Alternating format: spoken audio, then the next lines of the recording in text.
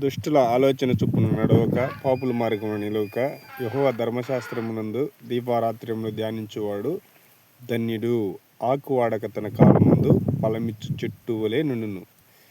మనం ఎప్పుడైతే ఆయన అంటుకరుచుకొని ఉంటామో, ఎప్పుడైతే వాక్య ప్రకారం నడుచుకొని జీవిస్తామో, అప్పుడు దేవుడు ఆయనలో అంటు కడతారు.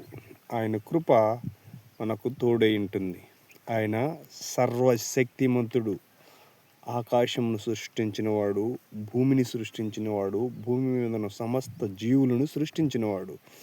సృష్టికర్త అయిన యెహోవాకు కృతజ్ఞతాస్తుతి చెందునుగాక.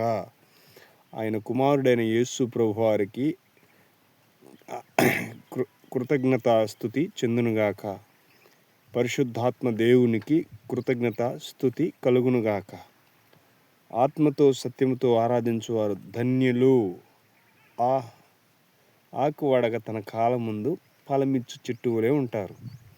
ఆకు వడక తన కాలం ముందు ఫలమిచ్చు చెట్టు వలె ఉంటారు అంటే, భూలోక చెట్లు ఏ లోక చెట్లైనను నీరు లేని వెడల బ్రతుకవు.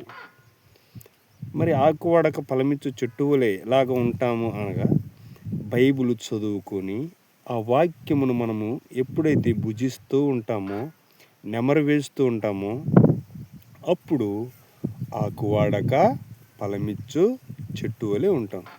ఆయన సర్వశక్తిమంతుడైన దేవుడు. ఆయన నామమునకే స్తుతి కలుగును గాక. యేసు నామమునకు స్తుతి కలుగును గాక.